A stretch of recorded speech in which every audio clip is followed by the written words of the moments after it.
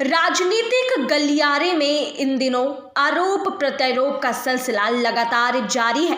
जसपा भाजपा गठबंधन टूटते ही विपक्ष ने भाजपा को आड़े हाथों लेना शुरू कर दिया है। इंद्री में घर घर कांग्रेस हर कांग्रेस अभियान को लेकर जनसभा का आयोजन किया गया। कार्यक्रम में मुख्य अतिथि का जोरदार स्वागत किया गया और कांग्रेस पार्टी का संकल्प पत्र सभी ग्रामवासियों को पढ़कर सुनाया गया। इस दौरान आपको बता दें कि लोकसभा प्रभारी उमा शंकर पांडे ने भाजपा पर जमकर तंज कसा और कहा कि बीजेपी जुमलों की सरकार है और जाति धर्म की राजनीति करती है। साथ ही उन्होंने गठबंधन टूटने पर भी जुबानी हमला बोला है और कहा कि पार्टी की असफलता के कारण ही गठबंधन टूटा है। वहीं उन्होंने भारी बहुमत से कांग्रेस की सरकार बनने का दावा भी किया है और संकल्प पत्र में शामिल योजनाओं के बारे में लोगों को बताया। उन्होंने बताया कि सरकार में आते ही कांग्रेस पार्टी 300 यूनिट बिजली फ्री देगी, बताते हुए गरीबों को 100-100 गज के प्लॉट दिए जाएंगे। ऐसे तमाम योजना जनता के लिए पार्टी लेकर आएगी।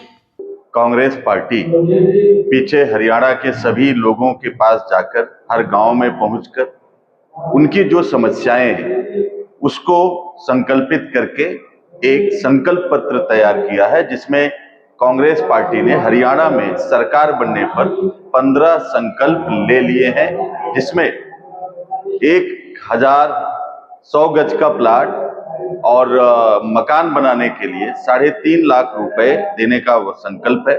साथ ही 300 यूनिट बिजली फ्री, गरीबों को पीला राशन कार्ड, किसानों को एमएसपी की गारंटी, रिटायर्ड हुए कर्मचारियों को ओपीएस की ओल्ड पेंशन स्कीम की गारंटी।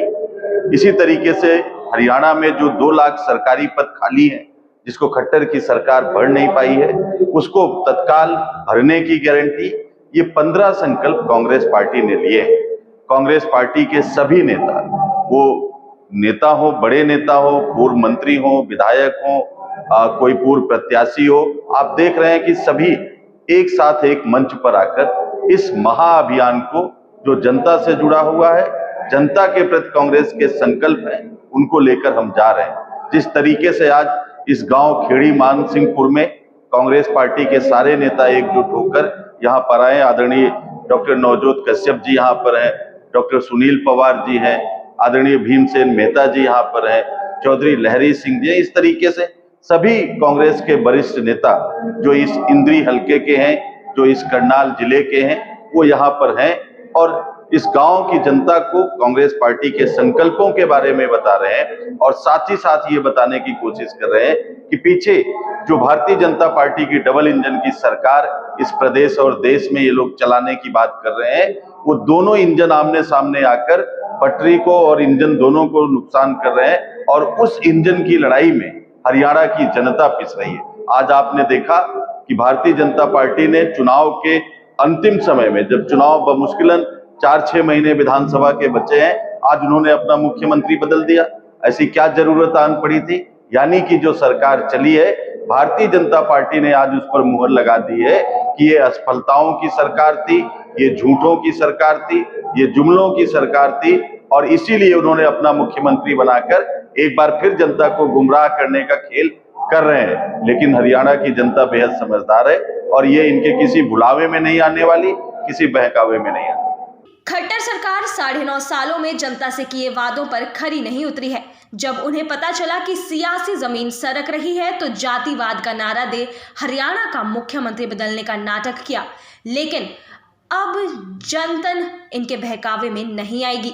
देखिए, भारतीय जनता पार्टी को अपने 9.5 साल के कार्यकाल के बारे में पूरे तरीके से पता है। हरियाणा प्रदेश के अंदर खट्टर साहब के नेतृत्व में 9.5 साल के अंदर किसी भी प्रकार के विकास कार्य तो छोड़ दो, किसी भी प्रकार के जो इन लोगों ने लोगों के बीच में जाके वायदे किए थे उनको पूरा करने का काम नहीं किया। आज 9.5 साल के बाद जब इनको लगा कि हरियाणा प्रदेश से इनकी सियासी जमीन खिसक चुकी, तो इन्होंने किसी तरीके से उन बातों के ऊपर पर्दा डालने के लिए और लोगों के बीच में भविष्य के बारे में एक सोच को पैदा करने के लिए कि भाई आगे हम पता नहीं क्या 6 महीने के अंदर कर देंगे, तो ये मुख्यमंत्री को बदलने का नाटक किया है। आज भारतीय जनता पार्टी के बारे में इस मुल्क के हर लोग को पता है कि पूरे देश की जब बारी आती है तो इस देश को हिंदू और मुसलमान के नाम पे माइनॉरिटी और दूसरे माइनॉरिटी और हिंदुत्व के नाम पर बांट के इस देश के अंदर अलग अलग जगह पर पोलराइजेशन करने का काम करती है ताकि एक बड़ा धड़ा इनके पक्ष में मतदान करे। लेकिन आज इस देश का हर नागरिक ये समझ चुका है कि अभी पोलराइजेशन से ये देश आगे नहीं बढ़ेगा।